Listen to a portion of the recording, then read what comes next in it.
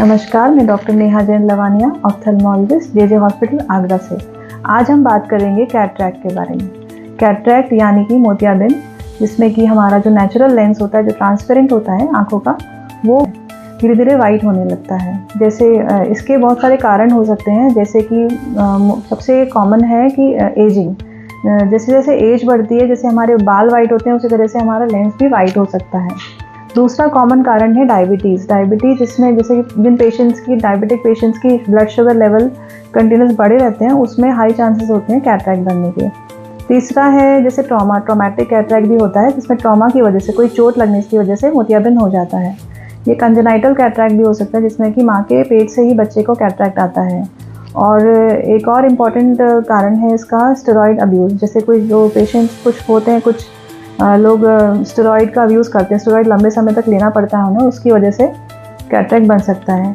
कुछ young patients हमारे पास आते हैं, जैसे कि वो स्किन पे, फेस क्रीम की तरह ऑइंटमेंट, स्टेरॉइड क्रीम यूज़ करते हैं, उससे भी मोतियाबिंद बनने के हाई चांसेस होते हैं।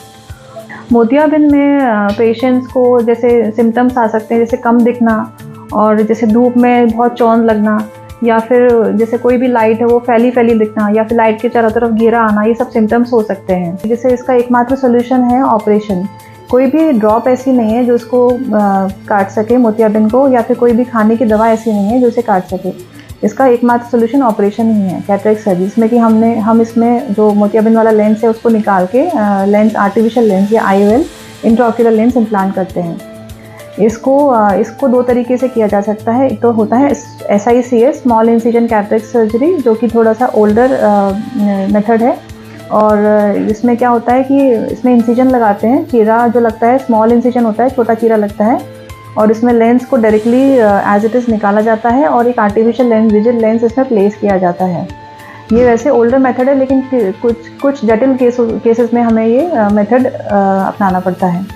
आजकल जो किया जा रहा है वो एडवांस मेथड है फेको इमल्सिफिकेशन, जिसमें कि कोई चीरा नहीं लगता है, सिर्फ पोर्स बनते हैं।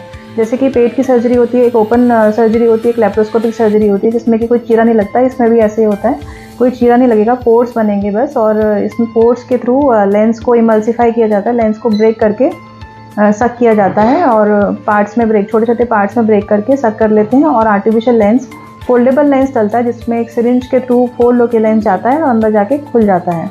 तो इसमें कोई चीरा नहीं है, तो इसमें जो रिकवरी होती है वो जल्दी होती है, हीलिंग फास्ट होती है, और इसमें कुछ रेस्ट भी ज़्यादा नहीं करना पड़ता है, सिर्फ 7 डेज़ का रेस्ट होता है।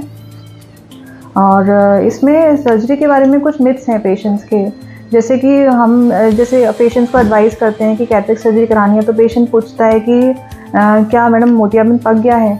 ये गलत धारणा है कि मोतियाबिंद को पका के ही कराना है। पहले जब सर्जरी होती थी तो वो पहले में होता था कि मोतियाबिंद को पका के कराते थे, क्योंकि उसमें हम जब लेंस निकालते थे तो एज इट इज़ निकालते थे, उसमें हम तोड़ के नहीं निकालते थे, मशीन द्वारा नहीं करते थे। अभी हम क्या है, मशीन से कर रहे हैं। तो अब अगर आप मोतियाबिंद को ज़्यादा पका लेंगे तो सर्जन के लिए एज वेल एज पेशेंट के लिए, दोनों के लिए प्रॉब्लम हो जाएगी, क्योंकि उसमें क्या होता है, एनर्जी हमें ज़्यादा यूज़ करनी पड़ेगी, एनर्जी का लेवल बढ़ाना पड़ेगा, प्लस हमें मशीन को ज़्यादा देर तक आँख के अंदर रखना पड़ेगा, जिसके कारण कि जो आँख की पुतली होती है उस पर स्वेलिंग आने का खतरा रहता है।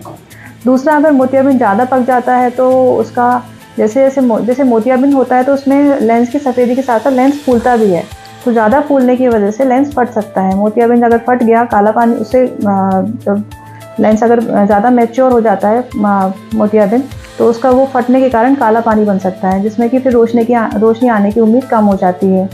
और दूसरा ये मिथ है कि ऑपरेशन गर्मियों में कराना चाहिए कि नहीं कराना चाहिए, सिर्फ सर्दियों में कराना चाहिए, तो ये भी गलत है। अगर मोतियाबिंद है तो उसे वेट नहीं करना, अगर ज़्यादा है तो वेट नहीं करना चाहिए, गर्मियों में ही करा सकते हैं। ऐसा कुछ नहीं है कि सर्दियों में ही कराना चाहिए, क्योंकि सभी के घर में आजकल फ़ैन है, कूलर है, एसी, तो थोड़ा ठंडक में रह लेंगे तो कोई प्रॉब्लम नहीं होती। और इसमें बस थोड़ा सा अंदर रहना है और ड्रॉप्स डालनी है, तो वो उससे सेफ्टी हो जाती है। बाकी वैसे जो खेती किसानी करते हैं उनके लिए हम मना करते हैं कि उनको नहीं कराना है, क्योंकि उनको पसीना हर वक्त आता रहता है, उनके लिए मना है। अदरवाइज़ आप ऑपरेशन किसी भी सीज़न में करा सकते हैं। Thank you.